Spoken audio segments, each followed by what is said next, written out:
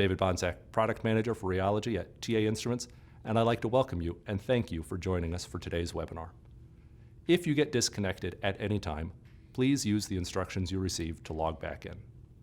You can access additional content by clicking the Documents icon in the lower right-hand corner of your screen. This includes speaker bios and additional file downloads. If you need help at any time, click the question mark icon. Please ask any questions you may have at any time during the presentation by submitting them through the Q&A window. We will answer as many of these as possible at the end of the webinar. Our guest presenter today is Professor Ali Mohraz. Professor Mohraz is an Associate Professor of Chemical and Biomolecular Engineering at the University of California, Irvine. His research interests are in the areas of soft matter fundamentals, colloid science, and complex fluids engineering, especially with applications in energy systems and regenerative biomaterials. Professor Mohraz has received the Distinguished Young Rheologist Award from TA Instruments and the National Science Foundation Early Career Award, as well as a number of teaching awards from UC Irvine. Today, Ali will share some of his work in the area of Rheo-Microscopy, combining rheological measurements with imaging of a material's microstructure to advance our understanding of the links between the two. The title of his talk is Applying Rheo-Microscopy to Understand the Rheology of Suspensions and Emulsions. Ali? Well, thank you very much, Dave. In today's webinar, I'm going to present three case studies, three examples of problems that we've studied in my lab, looking at three different classes of problems that we use Rheo-Microscopy to understand something about the rheology of different classes of soft materials. These three examples involve a dilute colloidal gel in the startup of steady shear, creep deformation of a dense suspension, and then a solid stabilized droplet that is in shear flow. I'm not going to talk about the technique of Rheo-Microscopy in this webinar. If you're interested in learning about the technique, there's an excellent webinar in the archives of TA Instruments by Dr. Bharath Rajaram that talks about the technique and how it compares to other techniques of understanding microstructure in the context of rheology. So I encourage you to watch that if you're interested in learning about the technique itself. But I will just jump into the examples. I will try to motivate the science. So I will spend some time discussing and motivating why it is that we need to use Rheo-Microscopy in each of these examples to learn something about the rheology of the material. That is an outstanding question. Within the context of those examples, I will motivate why Rheo-Microscopy is needed, the types of materials that we use, and the materials considerations that you have to take into account, and the instrumentation. Just a quick disclaimer, though, this is by no means an exhaustive list of the types of things that you can learn with Rheo-Microscopy. These are just three examples that happen to be problems that we have studied in my lab. There's an excellent slew of research and other literature out there with really good examples of other types of things that you can learn from Rheo-Microscopy. These are just three examples that I will just jump right into. So the first example involves a dilute colloidal gel in steady shear startup. This was done by a former student, Dr. Bharath Rajaram, who's at TA Instruments now. And I've given you a couple of references there if you're interested in learning more about the details of them. I will not talk about the details of the scientific findings. I will motivate the science and just show you what Rheo-Microscopy can do to learn something new about the rheology of these materials. So these are colloidal gels. Colloidal gels are sample-spanning, dynamically arrested networks of particles that have come together because of attractive interactions between the particles, and they form clusters that go from wall to wall, span the entire volume of the system, and that gives this suspension its viscoelasticity. These have a diverse set of applications, all the way from pharmaceuticals, food sciences, oil and gas, to some more emerging fields such as additive manufacturing, direct write assembly, and flow batteries. Some of those examples are shown on this slide. Now, from a rheological perspective, these are very, very interesting materials. In fact, it is their rheology that gives them a lot of these applications that they've been used in. For that reason, the rheology has been studied over the years. It's a very mature field. There's lots of studies that looked at linear viscoelasticity of these materials, looking at the scaling of the elastic and loss moduli as a function of volume fraction of the particles. There are studies that have looked at nonlinear phenomena in these systems, their yielding, all the way to studies that have looked at steady shear and how the viscosity of these materials would change as a function of shear rate, for example. So this is a very mature field, but I'm going to argue that there is a knowledge gap that exists in this map that I will discuss, and then I will talk about how Rheo-Microscopy can help us understand a little bit better about these materials in the context that is not characterized on this slide. So in order to do that, and in order to motivate the scientific problem, we have to take a step back first and learn a little bit more about what these materials are and what their structure looks like under quiescent conditions.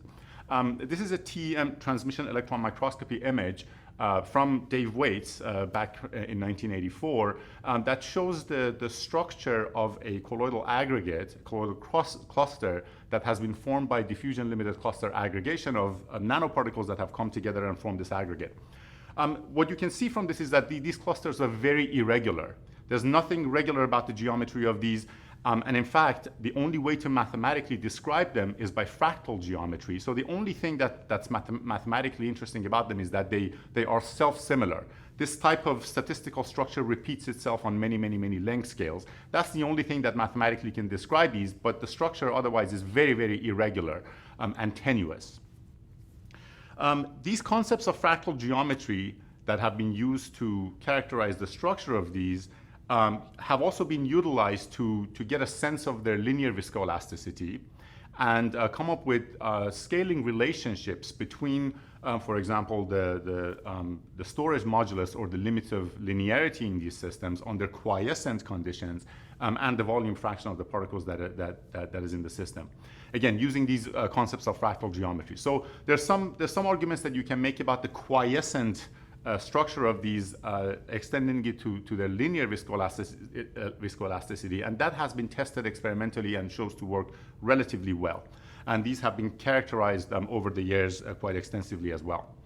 All the way at the other end of the spectrum, there have been a number of studies that, again, as I mentioned earlier, looked at the steady rheology of these, steady shear rheology of them, looking at, for example, how the viscosity of a suspension of attractive particles would change as a function of the relevant parameters, for example, the shear rate, or in this case, the strength and nature of the interparticle interactions that bring these particles together and cause them to aggregate. So again, at the other end of the spectrum, where you look at the steady shear rheology, there's a lot of studies that are out there and can give you a very good sense of where you can start and what you can expect from these types of materials if you start to apply steady shear to them. But I'm going to argue that in a lot of these industrial and technological examples that I mentioned to you, the scenario that the suspension is going to be exposed to doesn't fall under either of these categories. It's not a linear viscoelasticity situation, even though linear viscoelasticity of the materials is important. And it's also not a steady shear rheology. And let me explain that in a little bit more detail. Let's consider the flow battery example. This is a suspension of attractive particles that is being squished essentially or pushed between two oxidation states, between two containers that contain them. So in each of these cycles, the suspension is undergoing a certain type of flow history for a finite amount of time, certainly not long enough to cause it to fall into like a steady shear regime. And it's certainly long, but it's certainly long enough that linear viscoelasticity doesn't capture the entire picture and what you care about the rheology. In direct ride assembly or additive manufacturing, the situation is the same. You have an ink that can be a colloidal suspension, an attractive colloidal dispersion, for example, and that is pushed out of a nozzle for a finite amount of time. It will undergo some kind of a flow condition, some flow geometry, but it's over a finite amount of time that puts it way into the nonlinear regime, but certainly not long enough to cause it to be a steady state situation. And I'm going to argue that that there isn't enough known about how these colloidal gels are going to behave in scenarios like this, where they undergo some transient deformation for a finite amount of time that causes them to yield and potentially change their structure. So this is the study that we aim to understand a little bit better. Or this is the scientific question that we aim to understand a little bit better in this study with Barath. And as it turns out, if you apply deformation to these attractive colloidal gels for a finite amount of time, their structure changes quite a bit. So this is shown on this slide. The pictures that you see here, these long mosaics that you see, are a number of scans of the microstructure of attractive colloidal gel that have been scanned by confocal microscopy and stitched together to give you a sense of what the long-range structure of a suspension of these attractive particles would look like. At the very top, the first line that you see is a suspension under its quiescent state. So it says a shear rate of 0. And you can see that you have overall, at least macroscopically, you have somewhat of a homogeneous distribution of these clusters that have come together and span the volume. But then if you shear them, so each of these then has been sheared to 100 units of strain at different rates, and as you go down, the shear rate is increasing. The point that I'm trying to make here is that as you shear them, let's say about 100 units of strain, their microstructure changes dramatically. You go from something that was relatively homogeneous to something that is now, a bunch of dense clusters that coexist with very, very large voids in between them. So the question we're trying to address here is that what is the sequence of microstructural events that go from, as the structure goes from that homogeneous quiescent state to one that is quite heterogeneous with, clusters, dense clusters coexisting with voids. And as it turns out, the rheology is actually quite non-trivial during this type of experiment.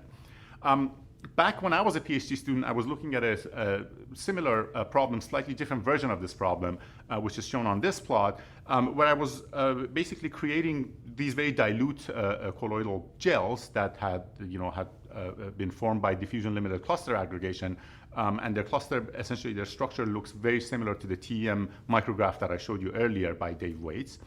And then I was applying shear to them for a finite amount of time. The strains are written at the bottom. You can see that we would go up to about strains of about 600% or so. And there were some massive stress overshoots that we were observing far into the nonlinear regime of rheology.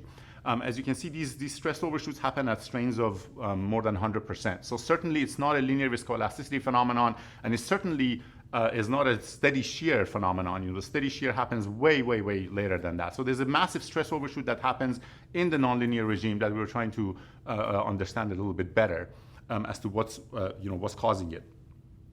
So to motivate the scientific problem and understand it a little bit better, we're going to look at the different contrasting views that have been proposed for these colloidal gels over the years.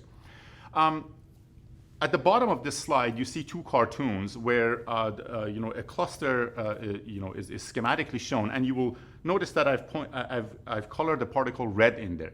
That red particle is a particle that has only two neighbors. So essentially, it's a particle.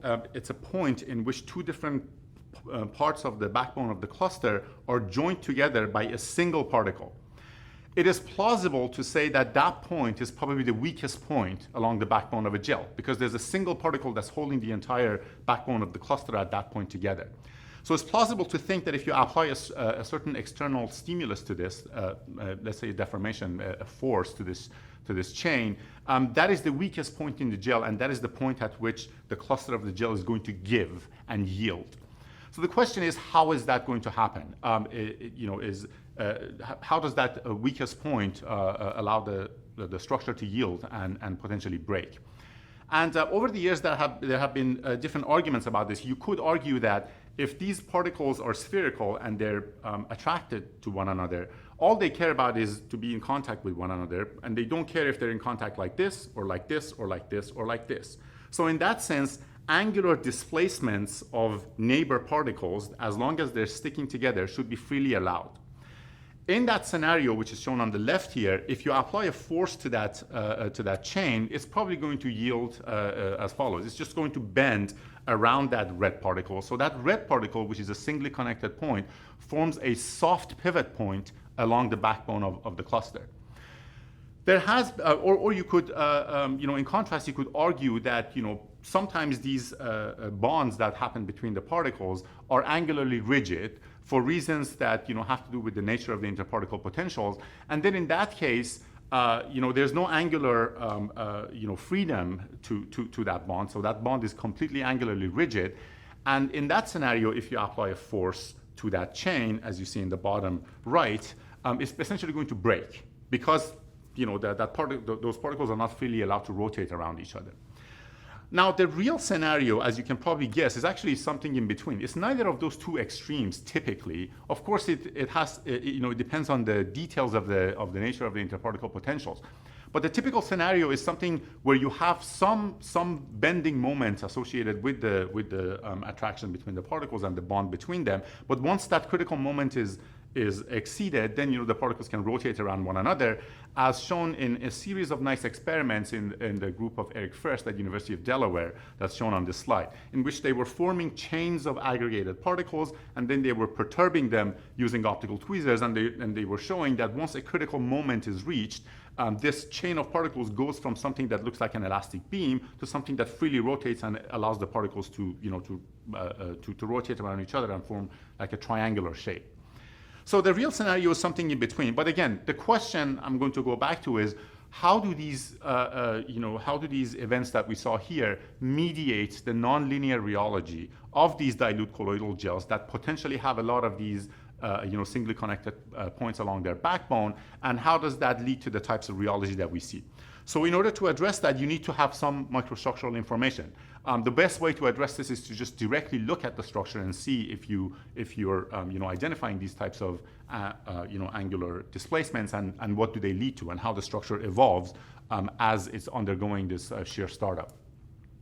So the experiments that Bharat did were on a suspension of PMMA particles, polymethyl methacrylate, that were made fluorescent, so that we could watch them as we were doing these shear experiments on them. They were an attractive interparticle potential was induced in these by adding a non-adsorbing polymer that causes what's called a depletion interaction. The details of that have been worked out in the literature extensively. So these non-adsorbing particles cause these particles to come together, and it's been generally understood that under these depletion interactions, these angular rotations are relatively freely allowed. Once you mix all of this together, you put the particles together, you form that picture that you see at the top right. That's a confocal microscopy image of one of these dilute colloidal gels. You see, these clusters that have a lot of these singly connected points along their backbone. So this gives us a perfect, model experimental system for us to look at, how these singly connected points might mediate the nonlinear rheology of these colloidal gels.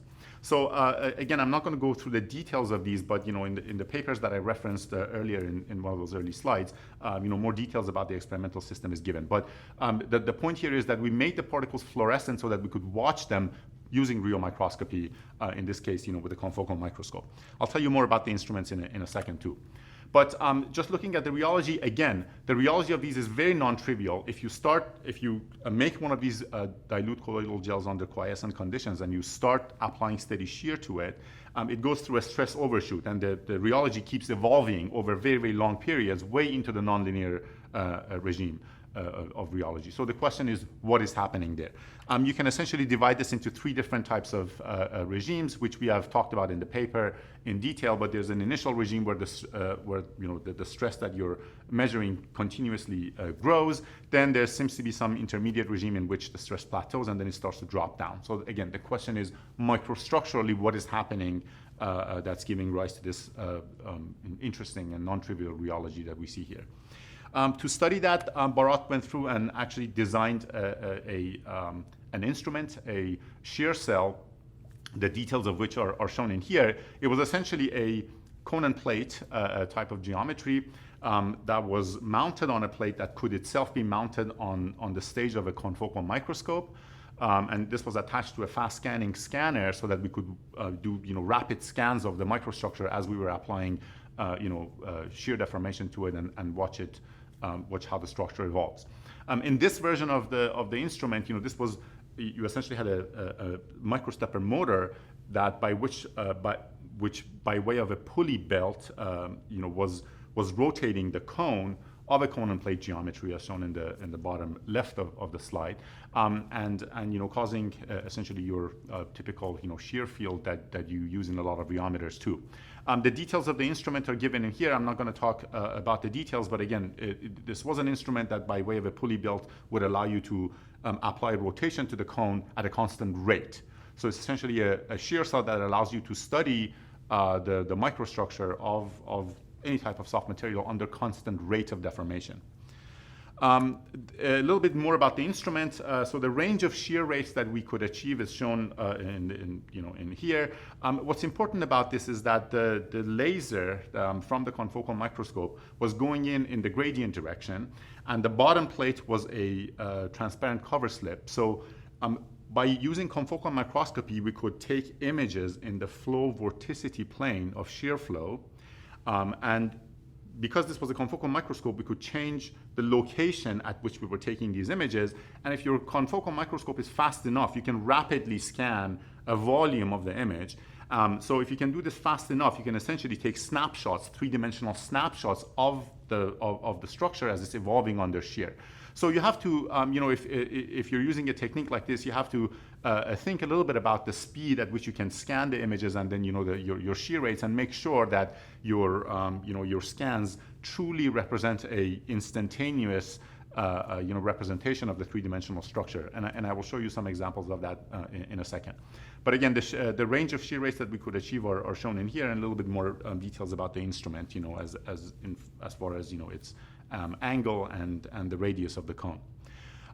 So I'm going to show you a couple of videos first. These are videos that were just naturally, as I mentioned, in the flow vorticity plane of shear flow. I would like to show you what the limiting cases look like at the extreme ranges of shear rates that we could apply in this instrument. So you're going to see a dilute colloidal gel. The first video, which is on the left that we're going to play now, is at the lowest shear rate that we could apply. The shear rate is being applied to the system. Now you see some minimal movement. I mean, this colloidal gel is essentially strong enough to be able to withstand the drag that is caused by the fluid that's moving around it as this cone is rotating and causing the fluid to essentially push the structure in shear flow. So again, at the lowest shear rates, not much interesting happens. There was some very small initial movement that you experienced, that you saw, that the structure experienced, but beyond that, nothing really interesting happens. At the other extreme, the other video on the right is the other extreme of shear rates. As soon as the cone starts to move, the structure breaks. This colloidal gel breaks and it starts to flow. And then if you wait long enough, you start to see some formation of these denser clusters, and potentially even rolls, log rolls that would form in the flow vorticity direction and roll. You don't see them in this video, but essentially, if you wait long enough, this starts to form dense clusters that essentially start rolling around. But what's more interesting is what happens in the intermediate range of shear rates. So now the video that you see on the bottom left corner is a video at an intermediate shear rate, and you're going to see some very interesting phenomena. Once we start moving the cone, you see some initial movement in the gel, but then it seems to be stuck. It seems to be resistant enough now after some period of deformation. So there's some strain-induced hardening, apparently, or strengthening in the system that causes the gel to become strong enough after it's deformed for a while to be able to withstand the flow. But then if you wait long enough, you start to see some intermittent flow and stop behavior, and eventually then everything gives. There's a rupture, the cascade of rupture events that comes through, and essentially the entire structure starts to flow. So Bharat went through it and actually quantified this in great detail. I'm not going to go into too much detail, but I'll just suffice it to say that the flow, the movement that we saw was quite intermittent, in that there was some initial movement that we saw, that the gel experienced, after which it seemed to become strong enough to withstand, the fluid movement around it. So you had some period that you had, an immobilized structure that was relatively strong, and you had very, very little movement. Then after that, you had, a stop and flow, and then a transition to flow that the entire structure gave, and there was a cascade of rupture events that came through, and the system started to flow. So, I guess this information is quite interesting, but the more interesting question is why? What happened? Why is it that the structure was able to, go into this immobilized regime and become strong enough to withstand the fluid movement around it after an initial period of movement? And this is a question that, Rheo-Microscopy can very nicely answer. I'm going to show you a video here. This looks like it's like a cartoon, but it's actual real experimental data. The reason it looks like a cartoon is that these are these rapid three-dimensional scans that Bharat had done, and then now we have flipped it over to show you how the structure evolves in the flow gradient plane of shear flow. So these are, the positions of the particles has been rendered, captured experimentally and rendered in this cartoon. But you're going to see some interesting behavior. First, you're going to see that, you're going to see the same, flow and then stop behavior. So this is the structure that is immobilized, that's strong enough. And if you pay attention, you're going to start to see the formation of some long chains along the essentially 45 degree, near the 45 degree or near the extensional component of shear flow. One of them formed and went by, and there's, there was a few of them that actually formed. Maybe we'll play that video one more time after it stopped, just to go through. So again, during that immobilized regime, if you pay attention, you'll see the predominance of, or several examples of chain-like structures that form in the 45 degree. There's two of them now in the image, and there's going to be another one that will come through right about now. So that immobilized structure seems to be coincident with the formation of long chains that form along the extensional component of shear flow. So I call them extensional force chains, essentially, that are strong enough to keep the structure from breaking, at least for a while. So this is, again, something that Rheo-Microscopy could answer for us as to how these relative angular displacements allow the cluster to unravel into this long chain that can now extend along the extensional component of shear flow and give the colloidal gel this strain-induced strengthening that we observe.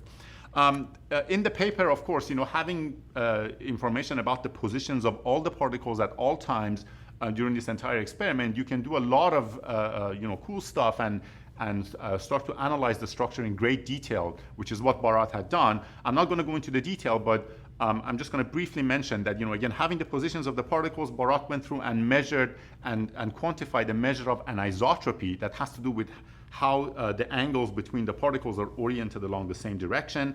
And he quantified that as a function of chemical length along the length of the cluster. And plotting those, quantifying that, essentially what you see is the following. You see those three pictures on the top right, a portion of the slides. The quiescent structure is what we started with, and then in that intermediate regime where we had that stop flow behavior and the structure was stronger than what it started with, you have this, these long extended chains that form. Bharat went through and quantified those and showed that those are associated with some very long range, very long range anisotropy within the cluster, but those come at the expense of no breakage or no change, at least on average, in the number of nearest neighbors of the particles. So if you look at the plot on the bottom left corner of the slide, you see that between the quiescent structure and that intermediate structure, the distribution of the nearest neighbors of the particles hasn't changed much.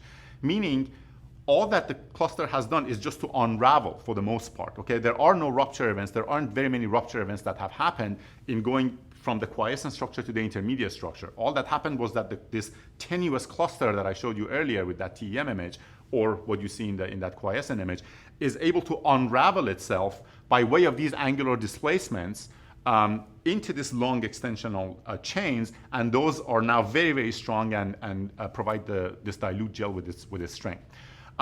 So, in light of this, you can sort of explain the rheology that we observed. These stress overshoots are probably because of the formation of these extensional force chains that we can now directly quantify using Rheo-Microscopy. So that's how Rheo-Microscopy can become very, very useful in this context to show you what are the microstructural signatures of this, massive stress overshoots that you sometimes see with dilute colloidal gels, that you didn't expect.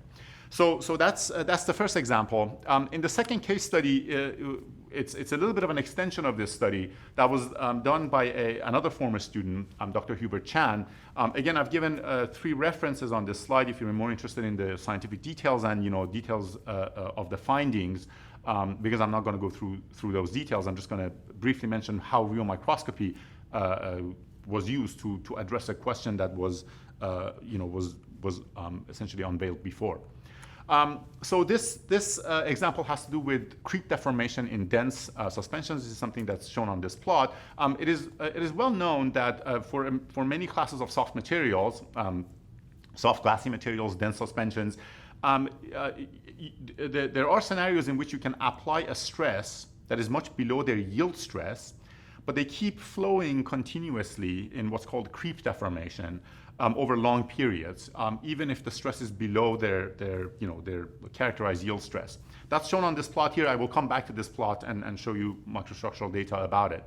But essentially, you can see that the strain keeps growing at stresses that are even below the yield stress. In this particular example, the yield stress is shown there is 0.075 pascals, but if you apply a stress even as low as 0.01, the structure keeps deforming over very long periods, but at a very, very, very slow rate.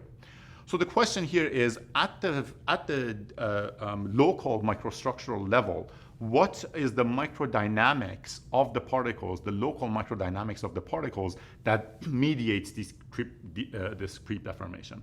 Or how are the particles moving around when the structure is undergoing this, as a whole, undergoing this creep deformation? This is a question that has not been fully addressed, or had not been fully addressed at the time.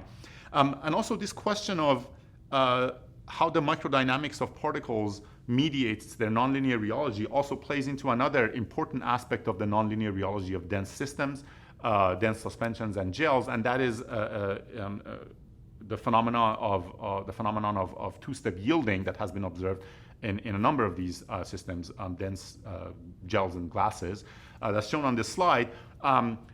It's been shown for many of these systems that if you start doing oscillatory rheology measurements on them, and if you do a stress sweep, you see signatures of two different yielding mechanisms, two different yielding steps in some of these samples. And the question is, what's happening that's mediating these two-step yielding phenomena? And it's been proposed that it has to do with the topological changes that happen within the structure itself. So the first yielding has been associated with rattling of particles in their cages and deformation of the cages, but no change in the nearest neighbors of the particles. And then the second yielding has been proposed to be associated with actual changes of the nearest neighbors of the particles, or the identity of the nearest neighbors of the particles, as shown in that bottom cartoon on this slide. So, we wanted to, again, so this is another way in which the microdynamics, the local microdynamics of the particles has been proposed to mediate its nonlinear rheology. So this is something that we wanted to address in this question, in this study.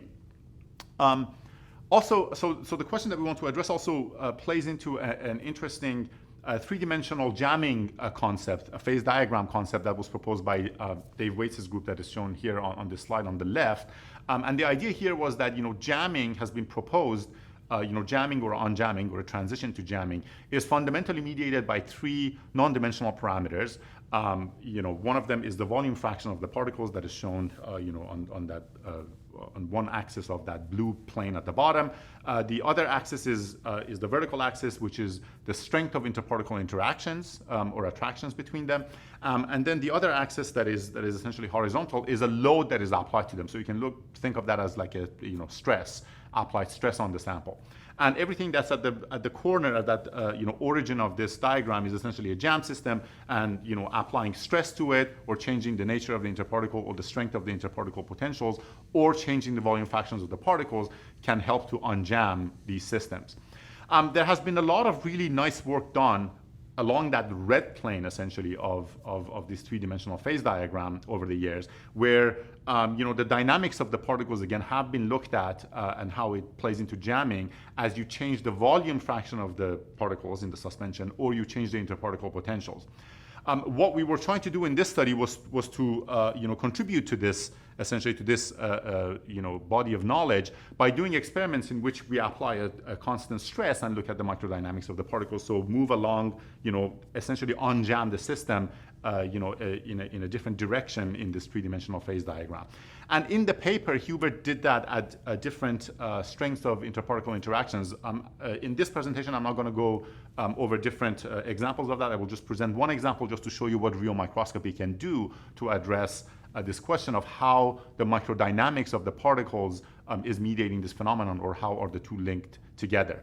And just very briefly, obviously this is relevant to a lot of industrial examples and technological examples too. You can think of many examples in which there are suspensions that are under load, and the question is, how is the structure evolving You can think of even gravity as a load. Obviously, that's not like a shear stress, but it's the same kind of phenomenon. So with that, what Hubert did was he basically took the same instrument that Bharat had designed, and he went through a revamp of it to make generation 2 of that shear cell. If you remember, when I presented that initial shear cell, it had a pulley belt that could rotate your cone at a constant rate, allowing you to do experiments at constant shear rate. What Hubert did was he came and attached that pulley belt to a cylinder, that, as shown in this slide now. So it could rotate essentially a cylinder at a constant angular velocity, and that cylinder was housed into a cup that was itself attached to a cone, and inside this cup there was a Newtonian fluid that we call a transfer fluid, which basically served to couple essentially this cup, or essentially transmit the torque from the rotation of this inner bob to this outer cylinder, to essentially apply constant torque or constant stress, essentially, constant torque to that outer cylinder, which would then essentially translate to a constant stress by way of going through your geometry and your force balance on a sample that was then placed in contact with this cone. The bottom was again a cover slip, so we could, we had optical access from the bottom, and we could look at the sample as it was being subjected to this constant stress. So this was an interesting and I guess cheap way to create a shear cell that could apply constant stress to a soft material and allow you to watch the microstructure as it evolves under constant stress. You can go through, essentially your geometry and write your, keep track of your forces and your torques, and essentially you can work out a relationship that's shown on the bottom right in that boxed equation. You can work out a relationship between the stress that is applied to the sample and the rotation, the rotation speed of that inner bob that is attached to the pulley belt. It's going to be a linear relationship with a prefactor that turns out to be 0.019 in the case of for the system that we were studying. Here's a couple of more pictures of it. The right picture is the actual instrument in action. Again, it was mounted on a stage that could be mounted on the stage of a microscope that was attached to a fast scanning confocal microscope, so we could watch the structure and do our Rheo-Microscopy to learn about the microstructure. And on the left, you see another rendering of it with the different components marked. There was an encoder that would allow you to record the strain that is accumulated, and of course this assembly, the cylinder had to be essentially suspended so that it wouldn't have any frictional contact with anything. So it was suspended by means of air bearings in this. The details of this instrument again are described in great detail in that paper that is referenced at the bottom. I won't go into the details of the design, but Hubert went through and first essentially characterize the performance just to make sure that it performs the way that it should, and it does. So what he did was he created a suspension of tracer particles. This is a Newtonian fluid that has a very dilute amount of tracer fluorescent particles in them. He basically looked at the motion of the particles. He looked at particle trajectories. From that, he calculated the velocity. He did that at different locations, using this confocal scanner at different heights from the bottom cover slip. From that, he would then extract the shear rate. He could do that with fluids of different viscosities, get the shear rate, and convert that to a shear stress, and then everything can collapse onto a curve of shear stress versus this rotation rate, and he essentially gets exactly what he expects from that theoretical framework that I presented on the previous slide. So the point here being, it works. The instrument works well. You can apply constant stress to it, and you can apply constant stress to the sample, and your confocal microscope allows you to watch the structure as it evolves under this load. Since we were interested in doing creep experiments with this, he also did some test creep experiments on a hair gel as just a test material to just make sure that it works as it should. In the plot that is shown on the right side, he's comparing the strain that he gets from this encoder on this custom designed shear cell to what he gets on a commercial rheometer. So the open symbols are the rheometer data, and the closed symbols are the data from his from his instrument, and you can see there's great correspondence between them. And in fact, in some sense, it does a little bit better than some of the commercial rheometers because it suppresses creep ringing. Those little rings that you see initially that are very common in doing creep experiments because of the coupling of inertia of the geometry with the elasticity of the sample. Those are suppressed because of the viscous coupling that is caused by this Newtonian fluid, that transfer Newtonian fluid that is transmitting the torque onto this cup. So it works well. And you can do a lot of cool things with it. Look at the creep deformation in a lot of different materials. Again, in the paper, Hubert did study the effect of the strength of attractive interparticle interactions as well. I'm not going to go into that detail. I'm just going to show you one video, one example of what the microdynamics of a dense suspension of particles that have repulsive interactions or hard sphere-like interactions would look like, just to give you a flavor of what Rheo-Microscopy can do. If you're interested in learning about how that changes as you induce attractive interactions, again, in Hubert's paper that has been discussed in quite detail. But again, this is the plot that I showed you. The actual creep data looks like this. These are data that are collected on the instrument that Hubert had designed. So as you can see, again, the yield stress of the sample is 0.075. At stresses that are below the yield stress, still the sample is able to flow under what's called creep deformation. And the question is how and what are the microdynamics of the particles like in a scenario like this. So I'm going to show you just one video that is at a stress that is just below the yield stress. It's going to be at the stress of 0.05 pascals. Here's the dense suspension. You apply that stress to it.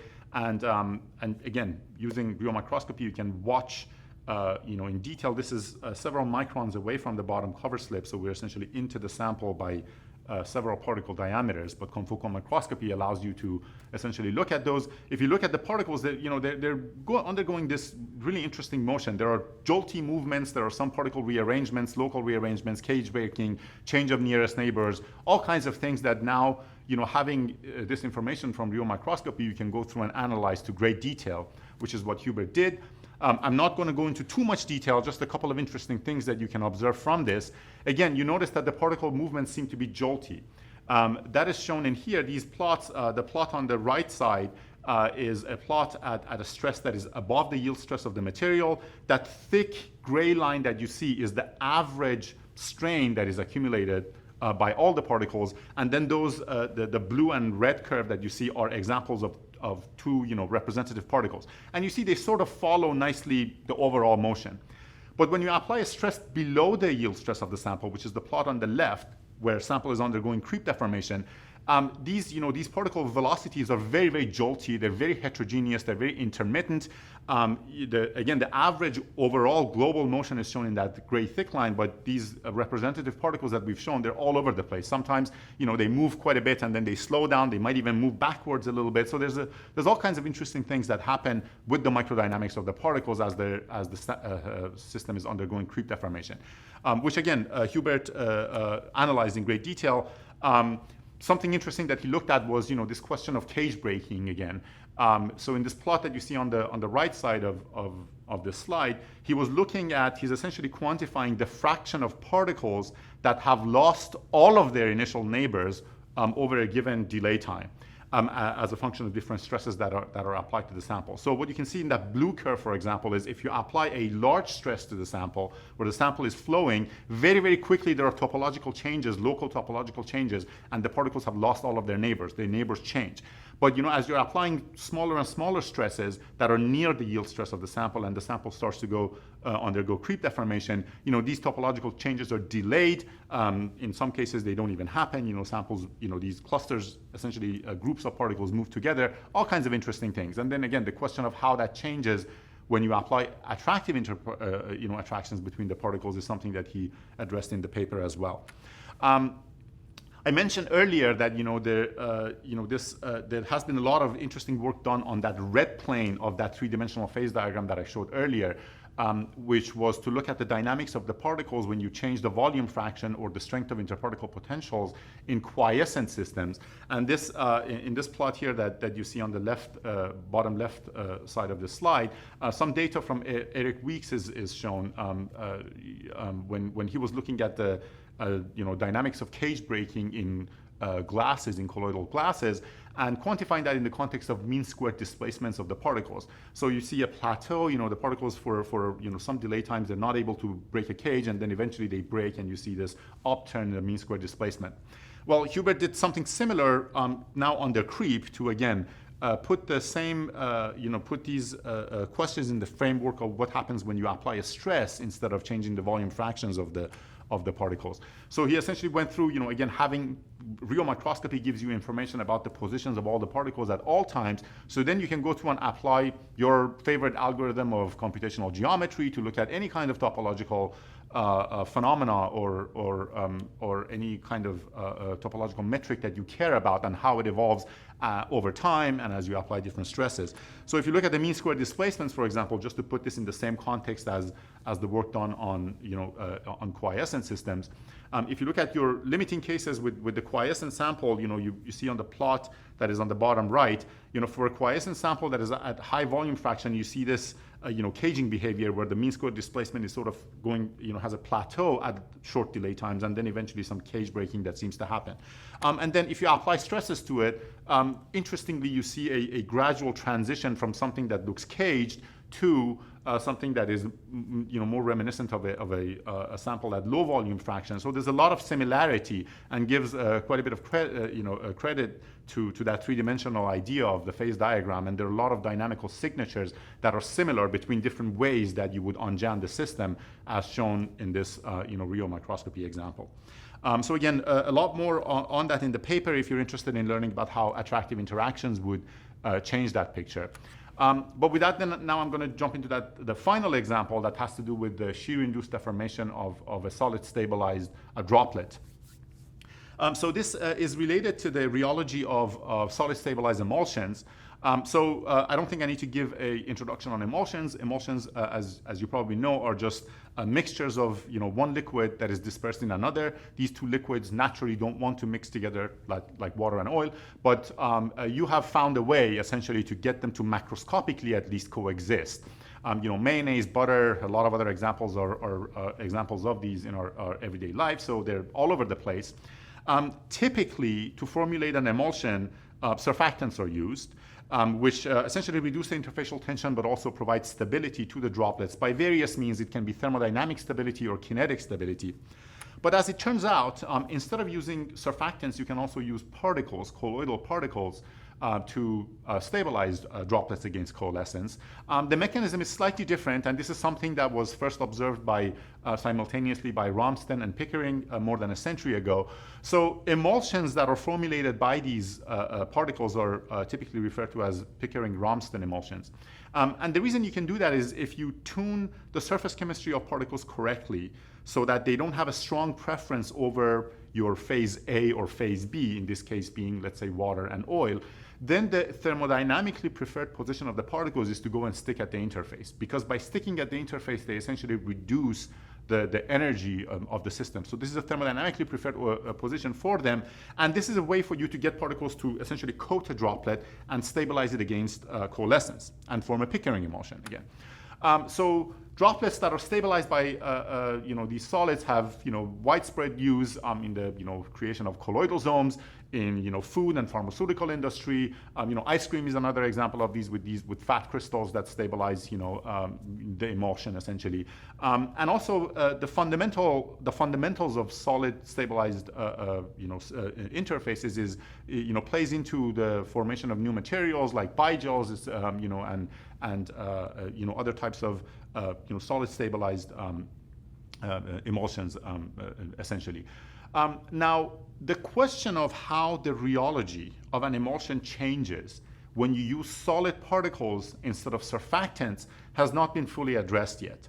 You can expect that these samples are going to have very, very different rheology because you're using essentially solid particles instead of surfactant molecules. And in fact, the rheology does vary quite a bit, and this is something that my lab has been interested in and we've been studying. Here I will show you one example of a very simple example of how the presence of solid particles on the surface of a droplet can mediate its rheology. So essentially, we're going to be interested in a single droplet that is in shear flow and looking at how it's going to deform or eventually rupture. Now, this problem of droplets deforming in shear flow was first studied by Taylor in the early 30s in a series of seminal, very, very nice papers in which he analyzed the problem theoretically and then showed some experimental data to verify the theory. He applied a perturbation analysis in the limit of small deformations to show that essentially the problem of a droplet being deformed in shear flow is characterized by three non-dimensional parameters. Those are the ones that are shown on the top of this slide. A D is a deformation parameter defined as shown on the slide, and then the ratio of the viscosities between the dispersed phase and the continuous phase, and then a capillary number that essentially quantifies the strength of the shear field that you're applying to interfacial tension or interfacial forces. And then he went through again, did a perturbation analysis and showed that there's a linear relationship between the deformation parameter and this capillary number. And did some very nice, elegant experiments, essentially Rheo-Microscopy experiments in the early versions to verify this theory. So again, our question was, what happens, how does this behavior change when you have a layer of solid particles coating this droplet? So to do that, Max, a recent student in my group, formulated this sample that is listed on this slide. So the samples are essentially a droplet that is 90% glycerol in water with a viscosity that is shown on the slide. The continuous phase around it is 95% PDMS. It's essentially an oil phase, 95% PDMS and some hexadecane. The particles are PMMA, again polymethyl methacrylate. Again, these are made fluorescent so that we can watch the droplet and even the individual particles, and then some more information as to what the bare fluid's interfacial tension and the three-phase contact angle is shown on this slide. But in this case, we used a commercial rheometer, a Discovery hybrid rheometer from TA Instruments that is equipped with a microscopy accessory that gives you optical access from below the sample, again with a transparent bottom cover slip. It allows you to watch the sample from below. And in this particular case, this is also equipped with a counter rotation stage that allows you to rotate the cone and the bottom plate in opposite directions so that your plane of zero velocity is somewhere in the middle of the sample. What this does, it allows us to watch the droplet and watch it, watch how it deforms under shear flow without the droplet flying out of the field of view. Because it's near the plane of zero velocity, so it stays in the frame that we can watch it, for a while. So this commercial instrument gives you a lot of freedom to study these types of phenomena and watch things and without them under shear flow without them flying out of the field of view. Just quickly, the particles that we used in this study are slightly attractive through the continuous phase. This becomes a little bit important later on, so I'm gonna just mention it now as characterized by rheology here as well. What you see here on this slide is these particles have been dispersed in the continuous phase without the dispersed phase being present, so they're only in that PDMS and hexadecane phase. And as you see, they form these loose clusters and very, very weak gels, even at very high volume fractions. So they're very, very, very slightly attracted to one another. And this actually plays well into stabilizing the droplets. It has been shown previously that if you have a slight attraction between the particles, you get the highest stability of the droplets when you form these emulsions out of them. So in that sense, this is quite relevant from an applications perspective as well.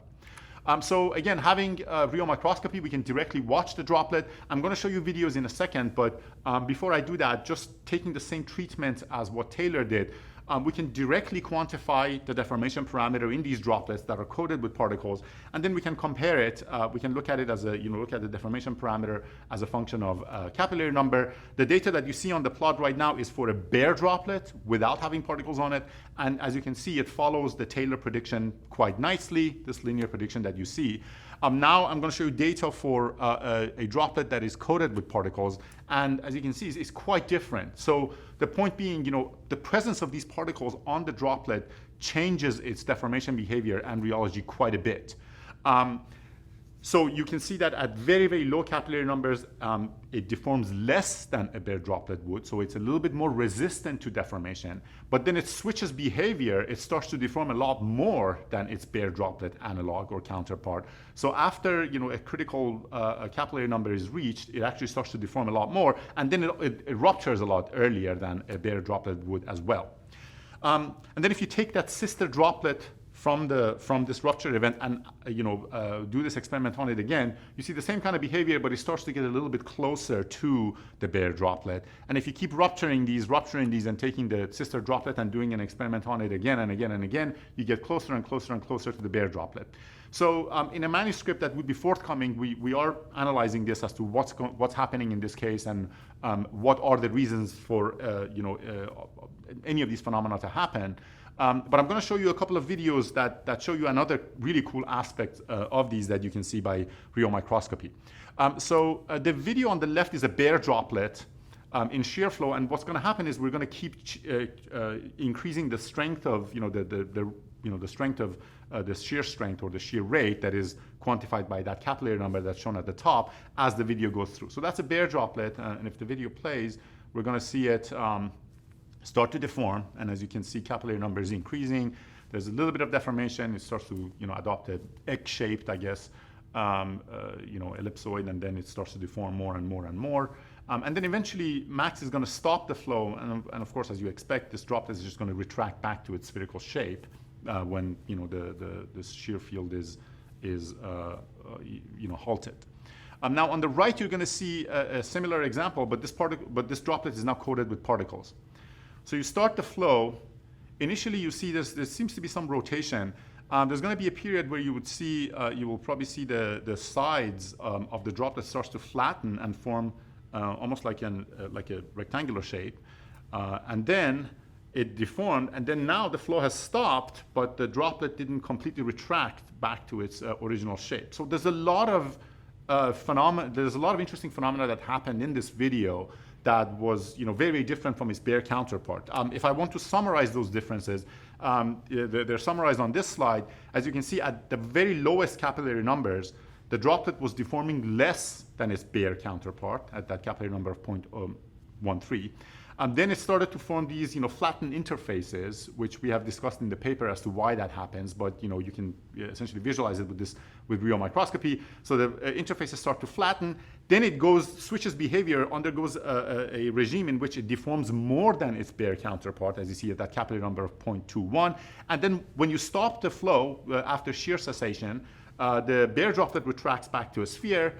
The the droplet that is coated with particles doesn't. It retains some of its anisotropy.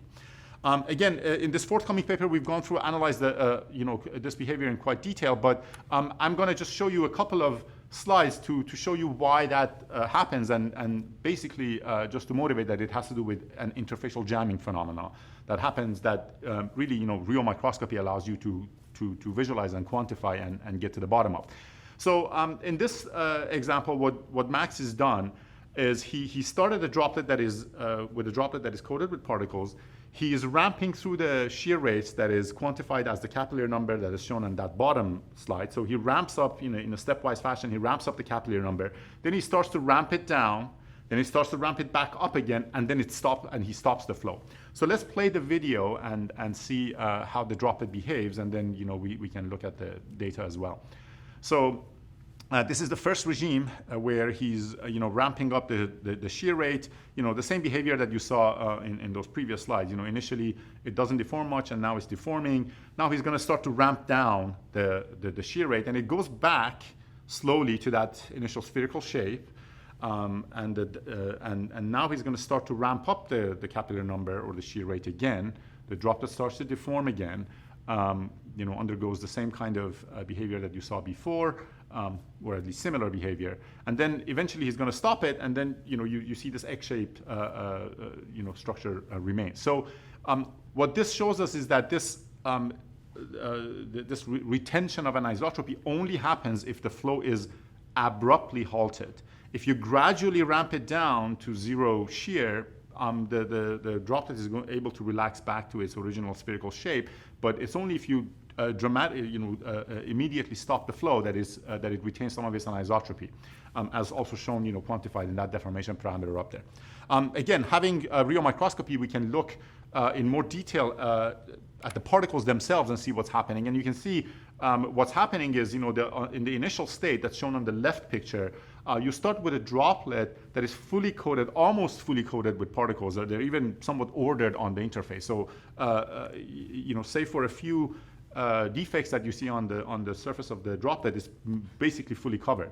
But then after flow cessation, when we have this anisotropic droplet that has retained its anisotropy, you see that the arrangement of the particles on the interface is a lot more disordered, with a lot more defects and a lot more holes present. And also, if you look carefully, you see that there's not much of an order in the particles like you started with. So this essentially gives some credence to the fact that this is an interfacial jamming phenomenon that happens, only after you abruptly stop the flow. And again, in the paper that's forthcoming, we're analyzing this in a lot more detail and talking about different aspects of it. But again, it's really access to rheomicroscopy that allows you to quantify this, to look at this interfacial jamming and essentially get to the bottom of what's happening in here. And it's important for me to point out there are no free particles in this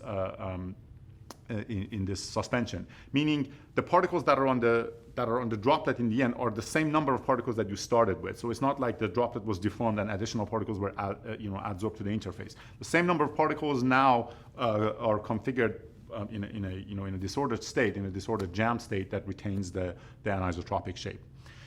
So I guess this example just showed you how the presence of particles on even a single droplet can dramatically change the deformation behavior and the interfacial rheology of these droplets. And that obviously plays into the bulk rheology of these when you formulate emulsions out of them, which is a completely different topic.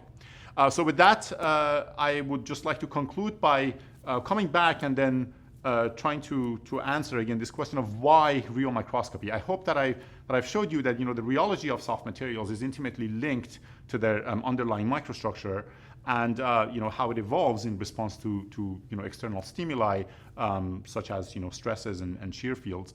And direct information about the microstructure is sometimes the only way or the best way to understand this relationship that can help you understand the nonlinear rheology phenomena in a lot of different materials, including those that I showed you here. So with that, I'd like to thank you for your attention, and then we'll take questions. Thank you. Thank you, Ali, for that really interesting talk.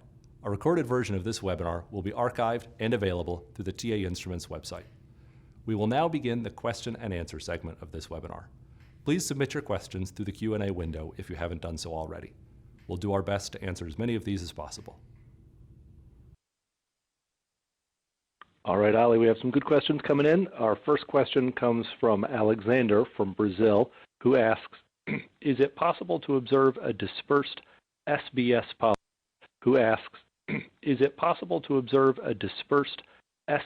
polymer? In asphalt using fluorescence rheomicroscopy? And an example he gives is to look at that SBS polymer in repeated creep, and maybe also, is it possible to look at other fillers in asphalt in a similar situation? Yes, thank you for that question. So I guess it depends on the resolution of your microscope and how large your fluorescent probes are. I doubt that you would be able to see individual polymer molecules or additives, but clusters of them or bundles of them, certainly you can look at. And my guess is they will form interesting long-range structures under flow. So it's definitely worth trying. I think there is a lot to be learned, probably not at the individual polymer level, But yes, certainly, as long as you have fluorescent probes in them and your microscope is able to detect fluorescence under shear, then you are able to characterize something about the microstructure at the resolution, at the length scales that your microscope allows. Okay, good. Our next question is about fluorescence, and specifically during confocal microscopy, is it necessary to use dye or some sort of fluorescence? And if so, does that dye have any influence on the sample's rheology? Great question. Thank you for that. So with confocal microscopes, you can also use them in a reflection mode. And in that case, you don't need to have a fluorescent dye. You can essentially use the same wavelength that you send in. What's reflected, you can reconstruct the image. You take a hit on the resolution. Typically, the resolution of images in the reflection mode are not as good as the ones with fluorescent dye. So it's possible. You can do it. You don't necessarily need fluorescence. So that's the first part. And whether the fluorescent dye has any impact on the rheology, it could. With the examples that I showed, with a lot of these colloidal systems, the advantage is that a lot of great studies have been done in looking at the interparticle potentials with these fluorescent dyes in the particles. So we're not worried about how that might impact the structures that form, or the rheology, or the forces between the particles. But if you're tagging these fluorescent molecules on something that that might change the interactions between your probes or between the microstructure, it is something that you may want to characterize and worry about slightly. But in the context of colloidal samples, a lot of work has been done to show exactly how the particles interact with one another with these fluorescent dyes embedded in them. And it doesn't, and there are ways to make sure that they don't get in the way of your of the rheology that you want to characterize. Okay, so something to be aware of, but there's good precedent for it. Our next question is related to the last set of examples you gave, and asks, does the jammed particle, does it eventually recover with time to its original shape if you wait for very long times, or does that preserve that deformed shape essentially forever? So I actually did ask Max to stay in the lab forever and watch this droplet. He wasn't willing to do that. So great question. In the paper, we actually do address that. In the paper that's going to be forthcoming, we do address that. As it turns out, we left the droplet for at least about 15 hours, and it didn't relax. It didn't retract back. So it is a jammed state that stays at least for a for a while. But if we applied mild shear stress to them, so we just started to essentially apply a flow, it did start to relax a little bit faster. So the answer is it will eventually relax. It is like any jam system that has very long time scales of relaxation. I believe that the droplet will also eventually relax. It did not within the 15 or 20 hours that we watched it. Applying some shear to it did speed up the relaxation process. And that all of that will be in the forthcoming paper. Okay, good. The next question, so related to that last case study, but what would you expect to see in that shear cessation phenomenon if you had used a surfactant to stabilize the droplet rather than particles? Great question. With surfactants, as far as I'm aware, this jamming phenomenon has not been observed. Surfactant molecules are a lot more dynamic. They can they don't adhere as strongly as particles do necessarily to the interface. There's usually some kind of a dynamic equilibrium of them coming off and on the interface. And even along the interface, even if they stay on the interface, along that surface, they're a lot more mobile and dynamic. So I suspect that you won't see this type of phenomenon. I'm not aware of anybody having seen anything like this with surfactants, but I think the reason is that they're a lot more dynamic and they can rearrange a lot faster. It's the combination of the fact that colloidal particles are less dynamic. I mean, they're a little bit more sluggish than surfactant molecules, and also they are adhered they're adhering to the interface with very, very strong, absorption energies. The combination of those two doesn't allow them to relax much and rearrange much when you abruptly squish them or, change the, reduce the interfacial area and get them to jam. So I don't think you would see this phenomenon with surfactants, and I'm not aware of it having been observed in the literature. Okay, great. So I think time for two more questions. So this next question, so Dr. Mohraz, thanks for a very interesting lecture. Have you investigated or are you aware of any investigations regarding real food systems such as mayonnaise or other complex fat and oil emulsions by Rheo-Microscopy? I'm not aware of any. Again, so this is so Rheo-Microscopy, as you saw with the examples that I showed, we have always incorporated some kind of a fluorescent dye, and we used model systems. Real foods are a lot messier, these real systems are a lot more interesting too. So to apply Rheo-Microscopy, with mayonnaise, you have to incorporate, fluorescent entities into them, or somehow find a way for one of the ingredients to fluoresce. I'm not aware of such a study, but it's certainly, there's a lot more to be learned in extending what we have learned with these model systems to real, foods and real technologically relevant materials. So there's a lot more to be done. Okay, so we've got a good foundation with model systems, but certainly some opportunity to apply that to some more real-world cases. So, and our last question is related to the time scales that you can observe. So can you use these methods to measure fast-moving structures, for example, transitions that happen on the length, on time scales of 1 second or less?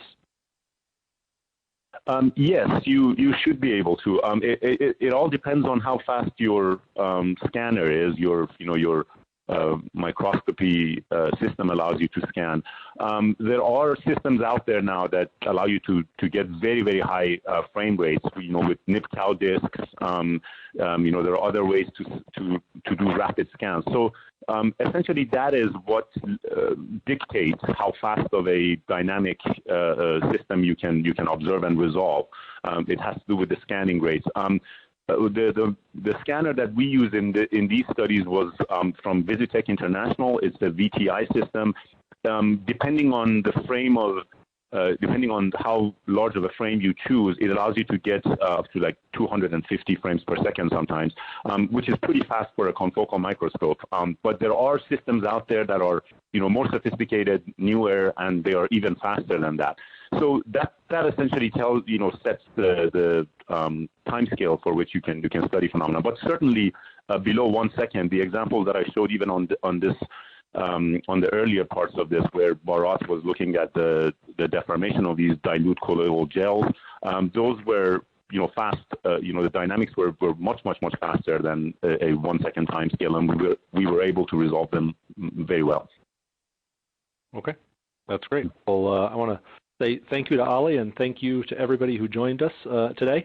This webinar will be archived and available in the coming days at tainstruments.com. And I would invite you all to look forward for invitations to other guest webinars from TA Instruments. And have a great rest of your day. And I would like to also thank all the participants and the audience. Thank you very much.